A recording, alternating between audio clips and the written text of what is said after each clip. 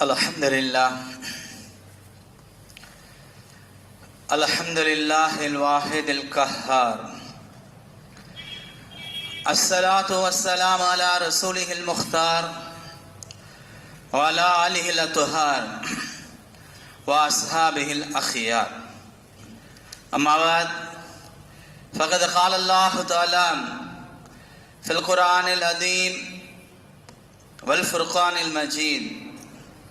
بعد أعوذ بالله من الشيطان الرجيم بسم الله الرحمن الرحيم يا أيها الذين آمنوا كتب عليكم الصيام كما كتب على الذين من قبلكم لعلكم تتقون وقال نبينا صلى الله عليه وسلم عليك بالصوم فإنه لا مثل له أو كما قال عليه الصلاة والسلام. எல்லா புகழும் பெருமையும் ஏக இறைவனாம் அல்லாஹ் ஒருவனையே சாரும். சலாத்தும் சலாமும் அன்னலம் பெருமானார் முஹம்மது நபி ஸல்லல்லாஹு அலைஹி வஸல்லம் அவர்களின் மீதும் அவர்களை பின்பற்றி வழிவந்த உத்தம சத்திய சஹாபாக்கள் சஹாபிய பெண்மணிகள் தாபியர்கள் தபா தாபியர்கள் குறிப்பாக இந்த ஜும்மாவுடைய தொழுகையை நிறைவு செய்வதற்காக முன்னமே வருகை தந்து அமர்ந்திருக்கின்ற நம் அனைவர்களின் மீதும் நம்மை பெற்றெடுத்த பெற்றோர்கள், நாம் பெற்றெடுத்த பிள்ளை செல்வங்கள், நம் உற்றார் உறவினர்கள், நம் உடன் பிறந்த சகோதர சகோதரிகள், உலகத்தில் உண்டான அத்துணை முஸ்லிமான ஆண் பெண் அனைவர்களின் மீதும் அல்லாஹு தஆலாவுடைய சலாத்தும் சலாமும் அன்பும் அருளும் என்றென்றும் நிலவட்டுமாக. ஆமீன். பெருமதிப்பிற்கும் மரியாதைக்கும் உரியவர்களே, ரமலானை நெருங்கிக் கொண்டிருக்கிறோம். ரமலான் என்பதே ஒரு மகிழ்ச்சி, ரமலான் என்பதே ஒரு குதூகலம், ரமலான் என்பதே ஒரு சந்தோஷம். ரமலான் என்கின்ற அந்த பெயருக்கே ஒரு தனிச்சிறப்பு. குர்ஆனில ரமதான் என்கின்ற அந்த மாதத்தினுடைய பெயரை தவிர வேற எந்த மாதத்துடைய பெயரையும் அல்லாஹ் குர்ஆனிலே குறிப்பிடவில்லை. 12 மாதங்கள் இருக்கின்றன, அதுல எந்த மாதத்துடைய பெயரும் குர்ஆனிலே குறிப்பிடப்படவில்லை. ரமதானுடைய பெயருக்கு முக்கியத்துவம் கொடுத்து அல்லாஹு தஆலா அதை குர்ஆனிலே குறிப்பிடுகிறான். ஒரு 4 மாதங்களை பற்றி பெரிதொரு இடத்துல பேசுவான். ஃபீஹா அர்பஅத்துன் ஹுரும், அதுல அந்த பேர் குறிப்பிடல. 4 மாதங்கள் சங்கை உருந்திய மாதங்கள் அப்படின்னு அல்லாஹ் நிறுத்திடுவான். 4 மாதங்களுடைய பேர்களை அல்லாஹ் குர்ஆன்ல குறிப்பிடல. அதை நபிகளார் சொல்லித் தருவார்கள், விரிவுரையாளர்கள் சொல்லித் தருவார்கள். ஆனா குர்ஆனில பெயர் குறிப்பிடப்படுகின்ற ஒரு மாதம் இருக்கிறது என்றால் அது ரமலான். ஷஹ்ரு ரமலான் அல்லதி, ரமலானுடைய மாதம் எத்தகையதென்றால் என்று அல்லாஹு தஆலா ஒரு திருவசனத்தை ஆரம்பிக்கின்றார்.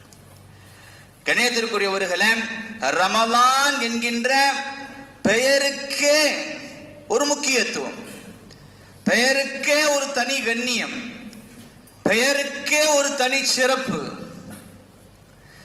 இப்னு ஜௌசி ரஹ்மத்துல்லாஹி அலைஹி அவர்கள் எல்லா மாதங்களையும் யாக்கூப் அலைஹிஸ்ஸலாம் அவர்களுடைய 12 மகன்களோடு பிள்ளைகளோடு ஒப்பிடுவார்கள். 12 மாதங்கள் யாக்கூப் அலைஹிஸ்ஸலாமுடைய 12 மகன்களை போல. அதிலே ரமலான் என்பது யூசுப் அலைஹிஸ்ஸலாம் அவர்களை போல. எப்படி 12 மாதங்களில 12 பிள்ளைகளில யூசுப் அலைஹிஸ்ஸலாம் அவர்கள் தனிச்சிறப்பு மிக்கவர்களாக, அழகானவர்களாக, சங்கை பொருந்தியவர்களாக, ஒரு நபியாக, ஒரு அரசராக பல சிறப்புகளை யூசுப் அலைஹிஸ்ஸலாம் அவர்கள் பெற்றிருந்தார்களோ, அதே போன்று ரமலான் மாதங்களிலே தனி சிறப்பும் தனி சங்கையும் தனி கண்ணியமும் பெற்றது என இப்னு ஜௌசி ரஹ்மத்துல்லாஹி அலைஹி அவர்கள் கூறுவார்கள். குர்ஆனுக்கு எப்படி யாசீன் இதயமாக இருக்கிறதோ, அதே போன்று மாதங்களுடைய இதயம் ரமலான். கல்புல் குர்ஆன் யாசீன், குர்ஆனுடைய இதயம் யாசீன் என்று நபிகளார் சொல்லுவார்களே, அதே போன்று கல்பு ஷுஹூரி ரமதான், மாதங்களுடைய கல்பு இதயம் அது ரமதான். கண்ணியத்திற்குரியவர்களே, ரமலான் என்கின்ற அந்த மாதம், அதனுடைய பெயர் அவ்வளவு சிறப்பிற்குரியது, சிறப்பு மிக்கது. ரமலானை நினைத்து வருவதை நினைத்து மகிழ்ச்சி அடைவது என்பது ஒரு ஈமானிய அடையாளம். அது ஒரு ஈமானுடையவர், ஈமான்தாரி, ஒரு முஃமின், ஒரு முஸ்லிம் ரமலான் வருவதை நினைத்து மகிழ்ச்சி அடைவார். அல்லாஹ் தஆலா குர்ஆனில குல், நபியே நீங்கள் சொல்லுங்கள், பிஃபதுலில்லாஹி, அல்லாஹ்வுடைய பெரும் கிருபையை கொண்டும், வரஹ்மத், அல்லாஹ்வுடைய ரஹ்மத் இரக்கத்தை கொண்டும், ஃபபிதாலிக ஃபல்யஃப்ரஹு, அவர்கள் மகிழ்ச்சி அடையட்டும், அவர்கள் சந்தோஷம் அடையட்டும். ரமலானை விட ஒரு ரஹ்மத், ரமலானை விட ஒரு ஃபதுல் வேற எதுவுமே கிடையாது. அப்ப ஒரு மூமின் மகிழ்ச்சி அடைவதாக இருந்தால், சந்தோஷம் அடைவதாக இருந்தால், ரமலான் வருவதை நினைத்து, ரமலானை அடைய போவதை நினைத்து மகிழ்ச்சி அடைய வேண்டும், சந்தோஷம் அடைய வேண்டும். ரசூலுல்லாஹி ஸல்லல்லாஹு அலைஹி வஸல்லம் அவர்கள் ரமலானுடைய அந்த ஆசையும் ரமலானுடைய அந்த தேட்டமும் நமக்கு 2 மாதங்களுக்கு முன்பாகவே இருக்க வேண்டும், வந்துவிட வேண்டும் என்பதற்காகத்தான் ரஜபு ஆரம்பிக்கின்ற பொழுதே நபிகளார் அல்லாஹும்ம பாரிக் லனா ஃபீ ரஜபி வ ஷஅபான் வ பல்லிக்னா ரமதான் என்ற துஆவை ஓதக்கூடியவர்களாக, அதை கற்றுக் கொடுக்கக்கூடியவர்களாக இருந்தார்கள். அனஸ் இப்னு மாலிக் ரலியல்லாஹு தஆலா அன்ஹு அவர்கள் அறிவித்த ஹதீஸ் தபரானிலும் பைஹக்கியிலும் பதிவு செய்யப்பட்டிருக்கிறது. நபிகளார் ரஜபு ஆரம்பித்து விட்டால் துஆ ஓதுவாங்க, அல்லாஹும்ம பாரிக் லனா ஃபீ ரஜப வ ஷஅபான் வ பல்லிக்னா ரமதான், எல்லா ரமலானை அடைய செய்வாயாக, ரமலான் வரை எங்களை உயிரோடு வைத்திருப்பாயாக என்பது அதனுடைய பொருள். ரமலான் வரைக்கும் உசுர் இருக்கணும். நபிகளார் எந்த ஒன்றுக்கும் அதை அடைய செய்யணும், அது வரைக்கும் நான் இருக்கணும்னு நபிகளார் எங்கேயும் கேட்டதில்லை. ரமலானுக்கு இந்த துவா கேட்கிறாங்க, பல்லிக்னா ரமதான், எல்லாம் ரமலானை அடைய செய்வாயாக, ரமலானை விட உயிரோடு வைத்திருப்பாயாக, என்னுடைய ஆயுளை நீட்டி வைப்பாயாக. கணியத்திற்குரியவர்களே, ரமலான் வரை ஆயுள் மட்டுமல்ல, உடல் சுகத்தோடு சஹாபாக்கள் இப்படி துவா செய்வார்கள், அல்லாஹும்ம சல்லிம்னி இலா ரமலான், எல்லா ரமலான் வரை எங்களை சலாமத்தாக ஆக்கி வைப்பாயா, உடல்ல எந்த நோயும் இல்லாமல், எந்த நொடியும் இல்லாமல், எந்த சிரமமும் இல்லாமல், எந்த கஷ்டமும் இல்லாமல் பரிபூர்ணமான ஆஃபியத்தை, உடல் சுகத்தை ரமலான் வரை எங்களுக்கு தந்தருள்வாயாக. கணியத்திற்குரியவர்களே, சஹாபாக்கள் 2 மாதங்கள் அல்ல, 6 மாதங்களுக்கு முன்பு இருந்தே கான யதுஊன ஸஹாபத்து, சஹாபாக்கள் யதுஊன அல்லாஹ் தஆலா, அல்லாஹ்விடத்திலே துஆ செய்வார்கள், சித்தத்தா ஷுஹுரின், 6 மாதங்களுக்கு முன்பு இருந்தே யுபல்லிகும் ரமதான், ரமலானை அடைய வேண்டும் என்று 6 மாதங்களுக்கு முன்பு இருந்தே துஆ செய்வார்கள். கணியத்திற்குரியவர்களே, ரமலானை அடையக்கூடிய ஒரு பெரும் பாக்கியத்தை அல்லாஹ்விடத்தில் 2 மாதங்களுக்கு முன்பிருந்தே கேட்டுக்கொண்டே இருக்க வேண்டும் என்றால் ரமலான் எவ்வளவு முக்கியத்துவமானது, எவ்வளவு முக்கியத்துவமானது. கணியத்திற்குரியவர்களே, ரமலானை அடைவதற்கு முன்னால் 3 முன் தயாரிப்புகளோடு ரமலானை நாம் அடையணும். 3 வகையான முன் தயாரிப்புகள். முதலாவது உடல் ரீதியான தயாரிப்பு. நம்முடைய உடலை, ரமலானுடைய மிக முக்கியமான ஒரு அமல நோன்பு தான். ரமலானுடைய மிக முக்கியமான அமலே நோன்பு தான். அப்ப அந்த நோன்புக்காக நம்முடைய உடலை நாம் தயார் செய்து கொள்ள வேண்டும். நம்முடைய உடலுடைய சுகத்தை, உடல் ரீதியான எல்லா வகையான நலவுகளையும் நாம் சரி செய்து தயார் செய்து வைக்க வேண்டும். ரசூலுல்லாஹி ஸல்லல்லாஹு அலைஹி வஸல்லம் அவர்கள் ஷாபான் மாசத்துல அதிகமாக நோன்பு வைக்கக்கூடியவர்களாக இருந்தார்கள். ஷாபான்ல, ரமலானுக்கு முன் இருக்கக்கூடிய ஷாபான்ல அதிகமா ஆயிஷா ரலியல்லாஹு தஆலா அன்ஹா இப்படி சொல்லுவார்கள், நபிகளார் ரமலானை தவிர வேற எந்த மாதத்திலும் முழுமையாக நோன்பு இருந்ததில்லை. ஒரு மாசம் ஃபுல்லா நபிகளார் எந்த மாசத்திலும் இருக்க மாட்டாங்க ரமலானை தவிர. ஆனா ஷாபான்ல அதிகமாக நோன்பு இருப்பார்கள். ஷாபான் எல்லாம் அதிகமாக நோன்பு இருப்பார்கள். ஆயிஷா ரலியல்லாஹு அறிவித்த ஹதீஸ் புகாரிலும் இருக்கிறது, முஸ்லிம்லும் இருக்கிறது. அப்படிப்பட்ட ரசூலுல்லாஹி ஸல்லல்லாஹு அலைஹி வஸல்லம் அவர்களே, அபூதாவுதுல அந்த ஹதீஸ் இருக்கிறது, நீங்கள் ஃபலா துகத்திமு ரமதான பிஸௌமி யௌமின் அவ் யௌமைனி, ரமலானுக்கு ஒரு நாளுக்கு முன்பதாகவோ அல்லது 2 நாட்களுக்கு முன்பதாகவோ நோன்பை கொண்டு முற்படுத்தாதீர்கள். ஷாபானுடைய இறுதியில நோன்பு வைக்க கூடாது, ரசூலுல்லாஹ் தடை செய்திருக்கிறார்கள். இன்னும் சொல்ல போனா இப்படி ஒரு ஹதீஸ் இருக்கிறது, இதன் தஸஃப ஷாபான் ஃபலா தஸூமு, ஷாபான் 15 ஆகிவிட்டால் நோன்பு வைக்காதீர்கள். ஷாபான் 15 பராத்துடைய நோன்பு வைக்கிறோமா இல்லையா, அதுக்கு அடுத்து 15க்கு பிறகு ரமலான் வரை நோன்பு ஃபலா தஸூமு, நோன்பு வைக்காதீர்கள். கண்ணியத்திற்குரியவர்களை நீங்க கவனிக்கணும், ரசூலுல்லாஹ் ஷாபான்ல அதிகமா நோன்பு வைக்க பிரியப்படுவாங்க. ஆனா பிறருக்கு சொல்லுகின்ற பொழுது வைக்காதீங்கிறான். பாதிக்கு மேல ஒரு நாளைக்கு 2 நாளைக்கு முன்னாடி நோன்பு வைக்க. என்ன காரணம்?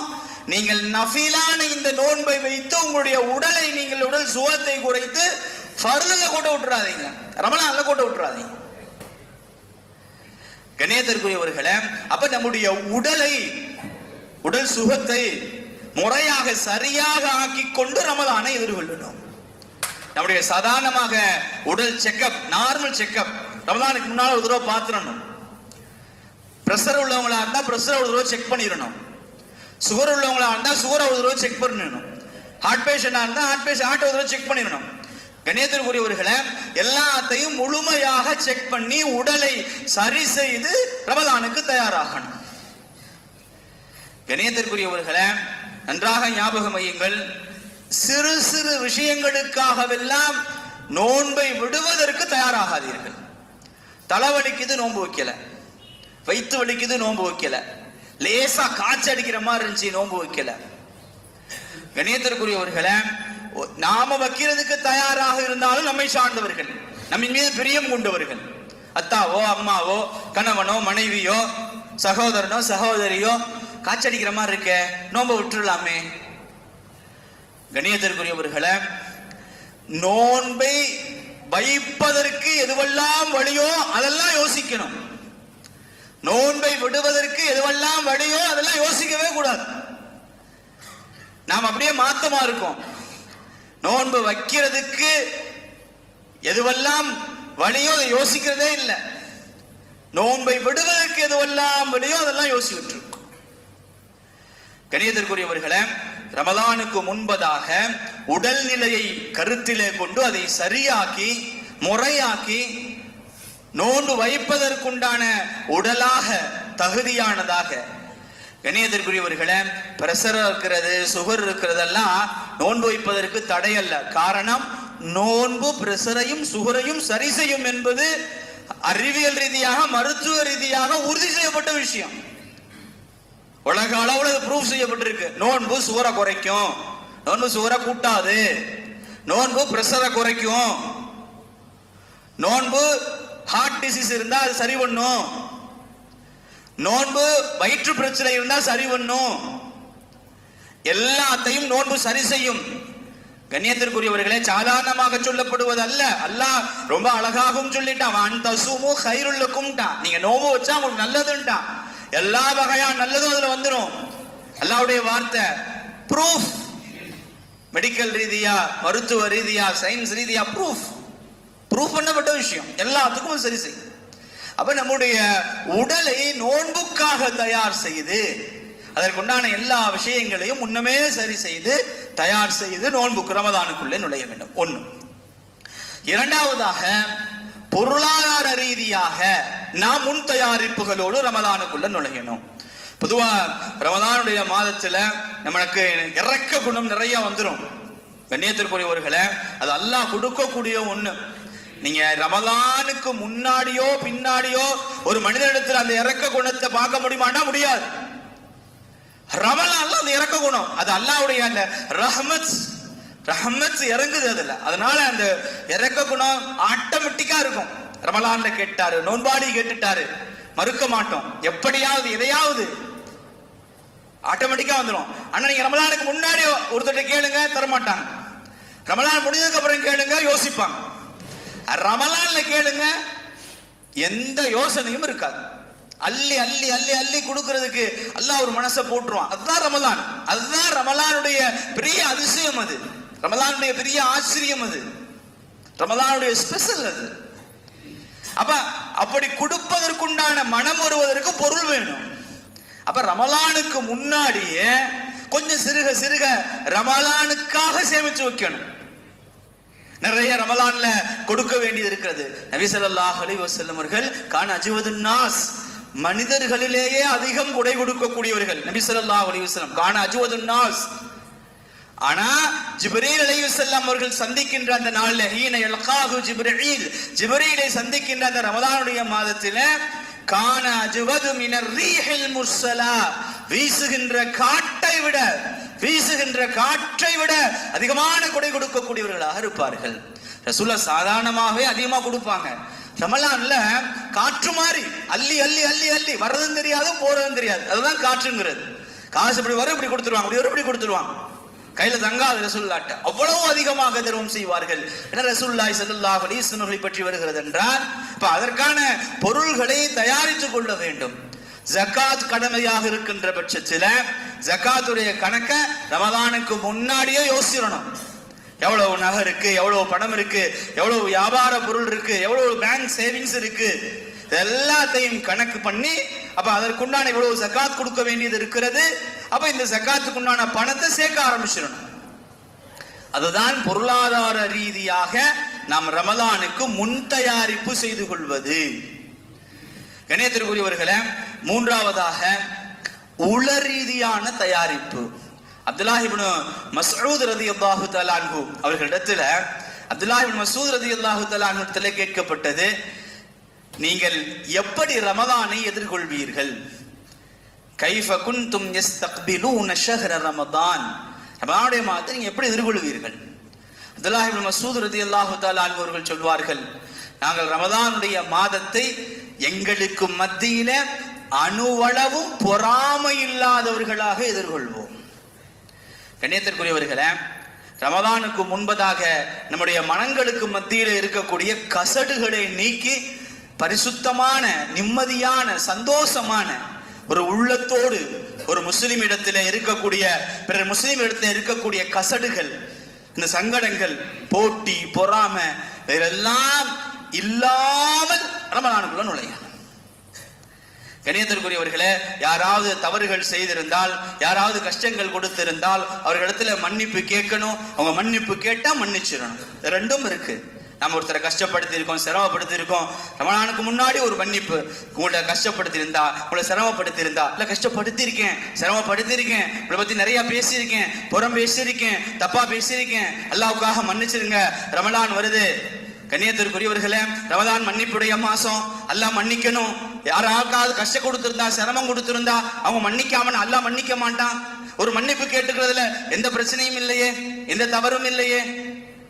நாம அப்படி ஒன்றும் யாரையும் கஷ்டப்படுத்தாத மகான்களாக இந்த உலகத்துல வாழலையே. நம்மால பிறர் ஏதோ ஒரு வகையை சிரமப்பட்டுக்கிட்டு இருக்காங்க. நம்முடைய வார்த்தைகளால், நம்முடைய எண்ணங்களால், நம்முடைய பேச்சால், நம்முடைய பார்வைகளால், நம்முடைய கரங்களால், நம்முடைய கால்களால், நம்முடைய சிந்தனைகளால் ஏதோ ஒரு வகையில பிறகு கஷ்டப்பட்டு தான் இருக்காங்க. சில ரொம்ப கஷ்டப்படுத்திருப்போம், சில கொஞ்சமா கஷ்டப்படுத்திருப்போம். ஆக மொத்தம் எல்லாரும் கஷ்டம் கொடுத்துக்கிட்டு தான் இருக்கும். அப்படி கஷ்டம் கொடுக்கின்ற சமயத்துல அதை நினைச்சு அதை சொல்லி ஒரு மன்னிப்பு கேட்டுக்கிட்டா தப்பில்லையே. ரமலானுக்குள்ள போறோம், பரிசுத்தமாக போறோம். ஏன் இந்த கசடை வச்சுக்கணும்? ஏன் இந்த அழுக்க வச்சுக்கணும்? இந்த அழுக்கையும் கிளீன் பண்ணிட்டு உள்ள நுழையலாமே, இந்த கசடையும் நீக்கிட்டு உள்ள நுழையலாமே. அதே போன்று மன்னிப்பு கேட்க வருகிற இடத்துல தாராளமா மன்னிச்சு விட்டுறது. அங்க இருமாப்பு கொள்வது, அங்க வீராப்பு கொள்வது. இதே வீராப்பையும் இதே இருமாப்பையும் அல்லாஹ் நம்ம மீது கொண்டுட்டா உன்னை மன்னிக்க முடியாது போன்ட்டா, மன்னிப்பு கேட்டவர்கிட்ட மன்னிச்சிட வேண்டியதானே. இருக்கிற வேலை இல்லை, அப்படிதான் வருவாரு, மன்னிப்பு கேட்பாரு. அது நமக்கு தேவையில்லையா? மன்னிப்பு கேட்க வர்றாரு இல்ல, நம்மை தேடி வருகிறார் இல்லையா, தவறை உணர்கிறார் இல்லையா, நம்ம இடத்துல வருகிறார் இல்லையா, மன்னிப்பு கேட்கிறார் இல்லையா, மன்னிச்சுட்டா போச்சு. கண்ணியத்திற்குரியவர்களே, சில விஷயங்களுக்கு மன்னிப்பு இல்லை, சில விஷயங்களுக்கு மன்னிப்பு இல்லை. அல்லாஹ் தஆலா சில சட்டங்களை குர்ஆன்ல இறக்கி வைத்திருக்கிறான். அந்த சட்டங்கள்லாம் வெளியிலேருந்து பார்க்க போகும்போது சில கொடுமையா இருக்கு, கடினமாக இருக்கு. அப்படிலாம் சொல்லப்படுகிறதா இல்லையா? அதை உணர்கின்ற பொழுதுதான் அதனுடைய உண்மைத்துவம் இது சரிதான் அல்லாஹ் சொன்னது. அஸ்ஸாரிகு வஸ்ஸாரிகத்து ஃபக்தஉ ஐதியஹுமா, திருடக்கூடிய ஆணையும் வெண்ணையும் நீங்க கையை வெட்டிருங்கன்னு அல்லாஹ் சொல்றான். கையை வெட்டிருங்கிறது கடுமையான தண்டனையாக இருக்கிறதே அப்படின்னு நம்ம யோசிக்க தோணும். ஆனா எதை அவர்கள் திருடி கொண்டு போகிறார்கள், எப்படிப்பட்ட ஒன்றை திருடி கொண்டு போகிறார்கள் என்று நாம் அதற்குள்ளே அனுபவிக்கின்ற பொழுது யாரு திருடினாங்களோ அவன் கையை வெட்ட சொன்னது அல்லாஹ் சரிதான் தோணுது. அதுக்கு மன்னிப்பு இல்லை. ஒரு பொது சொத்து அதை திருடி கொண்டு போவது என்பது எவ்வளோ ஒரு வேதனையும் எவ்வளோ ஒரு சங்கடத்தையும் ஏற்படுத்தக்கூடிய ஒண்ணு. இது மாதிரியான ஒரு சூழல் சிறுக சிறுக சிறுக சிறுக சேமித்து வைத்த ஒரு வீட்டில நகையும் பணத்தையும் எடுத்துக்கொண்டு போய்விட்ட அந்த குடும்பத்தார்களுடைய நிலை எவ்வளவு வேதனையா இருக்கும், எவ்வளவு சிரமமா இருக்கும். மிக இலகுவாக உள்ளே நுழைந்து இலகுவாக ஒன்றை எடுத்துவிட்டு போய்விட்டு இவர்களுடைய நிலை என்ன, அதனால் பாதிக்கப்பட்டவருடைய நிலை என்ன அப்படின்னு பார்க்கும் போதுதான் அல்லாஹ் கையை விட்ட சொன்னது சரிதான். கண்ணியத்திற்குரியவர்களே, சில விஷயங்களுக்கு மன்னிப்பு இல்லை. சமீபத்தில் கூட சவுதியில ஒரு நிகழ்வு நிகழ்ந்தது. ஒருத்தரை கொலை செஞ்சிட்டார். கொலைக்கு இஸ்லாமிய சட்டத்தின்படி கொலைக்கு கொலைதான் தீர்ப்பு. ஆனா இதற்குரியவர்கள் மன்னிச்சுட்டா கொலை செய்ய வேண்டியதில்லை. தெரியாம குடும்பத்தார்கள் வந்து மன்னிப்பு கேட்கணும், ஃபிதியா கொடுக்கணும். நீங்க என்ன கேட்டாலும் தர்றோம், இவ்வளவு லட்சம் வேணுமா தர்றோம், ஆனா என் மகனை மன்னிச்சிருங்க, திரும்ப தண்டனை கொடுத்துடாதீங்க. கண்ணியத்திற்குரியவர்களை, சமீபத்தில் கத்தார்லயோ சவுதியிலோ நடந்தது. ஒரு குடும்பத்தார்கள் கொலை செஞ்சுட்ட ஒரு பையன் ஒருத்தனை கொலை செஞ்சுட்டான். இப்ப இந்த குடும்பத்தார்களுக்கு மரண தண்டனை நிச்சயமாயிருச்சு. இப்ப இவர்கள் போய் யார் பாதிக்கப்பட்டார்களோ இடத்துல போய் மன்னிப்பு கேட்கிறாங்க. என்னுடைய எல்லா சொத்தையும் தர்றேங்கிறாங்க, எங்கள்ட்ட என்னென்ன இருக்கோ தர்றோம். சவுதிக்காரங்க மண்டியிட மாட்டாங்க அவ்வளவு சீக்கிரமா. அந்த வீடியோலாம் பார்த்தீங்கன்னா கண்ணு கலங்கும். மண்டியிட்டு தன்னுடைய ஆடைகளை கலட்டி தன்னுடைய தலையில போட்டிருக்கக்கூடிய எல்லாம் கலட்டி முன்னாடி போட்டு மன்னிப்பு கேட்கிறாங்க. மன்னிக்கவே இல்லை, அது குற்றமும் இல்லை. கண்ணியத்திற்குரியவர்களே, சில விஷயங்களுக்கு மன்னிப்பு இல்லை அப்படின்னு சொல்ல வர்றேன். மன்னிக்கவே இல்லை, கடைசி வரைக்கும் மன்னிக்கல. அது அதனுடைய பாதிப்பு, அது அவ்வளோ அனுபவப்பட்டது. நாங்க எங்க பிள்ளைய நாங்க இழந்திருக்கோம். இப்ப அந்த பாதிப்பை நீங்களும் உணருமா இல்லையா? சாதாரணமாக மன்னிச்சுட்டா இந்த விஷயத்தை கொலை எவ்வளவு பெரிய குற்றம், அதை எப்படி மன்னிக்க முடியும்? எவ்வளவோ கெஞ்சுறாங்க, குடும்பம் ஒட்டுமொத்த குடும்பமும் கதறுது, மன்னிக்கவே இல்லை. அது தப்பும் இல்லை, மார்க்கம் அதை வந்து தப்புன்னு சொல்லல. அவன் மன்னிச்சாதான் தீர்ப்பு, மன்னிக்கலன்னா கிடையாது. கண்ணியத்திற்குரியவர்களே, சில விஷயங்களை அல்லாஹு தஆலா சட்டமாக ஏற்றிருக்கிறான் என்றால் அதில் அவ்வளவு அதை அனுபவிக்கின்ற பொழுது அதனுடைய உண்மையான தாத்பரீகம் தெரிய வருகிறது. ஆக கண்ணியத்திற்குரியவர்களே, ஒரு எதை மன்னிக்க முடியுமோ அவைகளை மன்னிச்சிடலாம். சின்ன சின்ன விஷயங்கள் மன்னிப்பு கேட்கிறார்கள் என்றால் அவைகளை மன்னிப்பதிலே எந்த விதமான தவறுகளும் கிடையாது. அப்படி மன்னித்து ஒரு பரிசுத்தமான இதயத்தோடு உள்ளத்தோடு ரமலானை எதிர்கொள்வது. கண்ணியத்திற்குரியவர்களே, இந்த 3 முன் தயாரிப்புகளோடு நாம் ரமலானை எதிர்கொள்ள வேண்டும். ரமலானை அடைந்ததற்கு பிறகு நமக்கு மிகப்பெரிய கடமையாக இருப்பது நோன்பு. ரமலானில அல்லாஹு தஆலா நமக்கு கடமையாக்கிய ஒன்று நோன்பு. யா அய்யுஹல்லதீன ஆமனு, ஈமான் கொண்டவர்களே, குத்திப அலைக்குமுஸ் ஸியாமு, உங்களின் மீது நோன்பு கடமையாக்கப்பட்டிருக்கிறது. கமா குத்திப அலல்லதீன மின் கப்லிக்கும் லஅல்லக்கும் தத்தகூன், உங்களுக்கு முன் சென்ற சமூகத்தின் மீது நோன்பு கடமையாக்கப்பட்டதை போல உங்களின் மீதும் நோன்பு கடமையாக்கப்பட்டிருக்கிறது. நோன்பு கடமை. ஃபமன் ஷஹித மின்குமுஷ் ஷஹ்ர ஃபல்யஸும், யார் ரமலான் மாதத்தை அடைந்து விடுகிறாரோ அவர் நோன்பு நோட்கட்டும். கண்ணியத்திற்குரியவர்களே, நோன்புல விதிவிலக்கு என்பது அல்லாஹ் யாரை விதிவிலக்காக சொல்லி இருக்கிறானோ அவர்களை தவிர வேறு யாரும் விதிவிலக்கு அல்ல. அல்லாஹ் சிலருக்கு நோன்புல ரமலான்ல விதிவிலக்கு கொடுத்திருக்காங்க, நோன்பு வைக்க தேவையில்லை. இன்குன்தும் அலா சஃபரின், பிரயாணத்துல இருந்தா அல்லது நோயாளியாக இருந்தா அந்த நோயும் நோன்பு வைத்தா கூடும், நோய் கூடும், நோன்பு வைத்தா உயிர் போயிடும். இந்த 2 நோய் தான். நோன்பு வைத்தா நோயுடைய அளவு கூடும். சரியான மருத்துவர் அதற்கு சர்டிபிகேட் கொடுத்துருக்கணும். நீங்க நோம்பு வச்சா நோய் கூடும், நோம்பு வச்சா உயிர் போயிடும். இப்படியான நோய். பிரயாணம், அதே போன்று பெண்கள் கர்ப்பமாக இருந்தா பெண்களுடைய அந்த மாதவிடாய் காலம், இவர்களுக்குத்தான் நோன்பு கடமை இல்லை. பால் குடிப்பாட்டக்கூடிய பெண், அவர்களும் நோன்பு வைக்க முடிஞ்சுதான் வச்சிடணும். இவர்களை தவிர்த்து வயதுக்கு வந்ததற்கு பிறகு ஆணாக இருந்தாலும் பெண்ணாக இருந்தாலும் 13 வயசு ஆயிடுச்சுன்னு சொன்னா நோன்பு கடமை. நோன்பை விடுவதற்கு யாருக்கும் அனுமதி இல்லை. கணியத்திற்குரியவர்களை நன்றாக விளங்கிக் கொள்ள வேண்டும். யாருக்கும் அனுமதி இல்லை. நம்மிடத்துல ஒரு பழக்கம் இருக்கிறது, மாற்றிக்கொள்ள வேண்டும். ஃபர்ஸ்ட் நோன்பு, 17க்கு ஒரு நோன்பு, 27க்கு ஒரு நோன்பு, லாஸ்ட் நோன்பு, ஷார்ட்கட். அல்லாஹ் என்ன, நீங்க மற்றவங்க எல்லாம் அறிவாளி, மற்றவங்க எல்லாம் லூசு, நீங்க மட்டும் அறிவாளி. அல்லாஹ் தஆலா அது அப்படியே உங்களுடைய ஷார்ட்கட்டை அப்படியே அக்செப்ட் பண்ணிக்குவான். எப்படி இந்த சிந்தனை எல்லாம் வருதுன்னு தெரியல. ஃபர்ஸ்ட் நோன்பு 27, அப்புறம் என்ன 30. எப்படி அல்லாஹ் அக்செப்ட் பண்ணுவான்? மற்றவன் எல்லாம் இருக்குன்னா 30 நாள் நோன்பு வைக்கிறவனுக்கு கொடுக்கறதையும் 3 நாள் நோன்பு வைக்கிறவங்களுக்கு கொடுக்கறதும் சமமாயிருமா? அதே மாதிரி இந்த ரமலானை ஒட்டி கல்யாணம் தொலைஞ்சிச்சு. இந்த ஷாபான்ல கல்யாணம் பண்றாங்க பாருங்க. ஷாபான்ல கல்யாணம் பண்ணி அதுவும் இந்த 15 பிறையிலேருந்து இந்த 30 பிறைக்குள்ள கல்யாணம் பண்றாங்க பாருங்க, தொலைஞ்சு. அவங்களே நோன்பு வைக்கணும்னு விருப்பப்பட்டாலும் குடும்பத்துல வைக்க விட மாட்டாங்க. என்ன புது மாப்பிள்ளை புது பொண்ணு நோன்பு வைக்க சொல்றீங்க? யாருங்க உங்களுக்கு அனுமதி கொடுத்தா? புது மாப்பிள்ளையும் புது பெண்ணும் நோன்பு வைக்க கூடாது என்று யார் அனுமதி கொடுத்தது? நான் அதனாலதான் திரும்ப திரும்ப சொல்றேன், நோன்புக்கு யாருக்கும் சலுகை இல்லை. புது மாப்பிள்ளையா இருந்தாலும் சரி, புது பொண்ணா இருந்தாலும் சரி, பழைய மாப்பிள்ளையா இருந்தாலும் சரி, பழைய பொண்ணாக இருந்தாலும் சரி, நோன்பு கடமை. அது குடும்பத்தில் இருக்கக்கூடிய சில பெரிய மனுஷிகள்ங்கிற பேர்ல வைக்க விடுறது இல்லை, நோன்பு வைக்க விடுறது இல்லை. வைக்காதீங்க. பல பேர்களை பார்த்துருக்கிறோம். அதுல விருந்து வேற, அன்னைக்கு புது மாப்பிள்ளைக்கும் புது பொண்ணுக்கும் கூப்பிட்டு விருந்து வேற போடுறாங்க ரமலான்ல, பகல்ல, பகிரங்கமா. எவ்வளவு பெரிய குற்றம் தெரியுமா?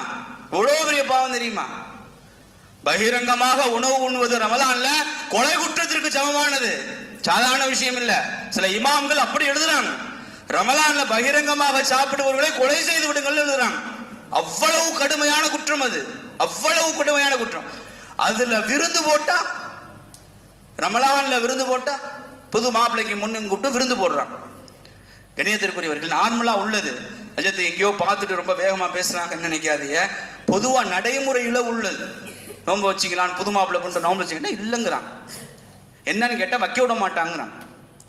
கணியத்திற்குரியவர்களே, நோன்பு எல்லாரின் மீதும் கடமை, யாரும் அதற்கு விதிவிலக்கு இல்லை என்பதை முழுமையாக நாம் விளங்கிக் கொள்ள வேண்டும். கண்ணியத்திற்குரியவர்களே, நோன்புக்கு ஈடான ஒரு அமல் உலகத்திலே இல்லை.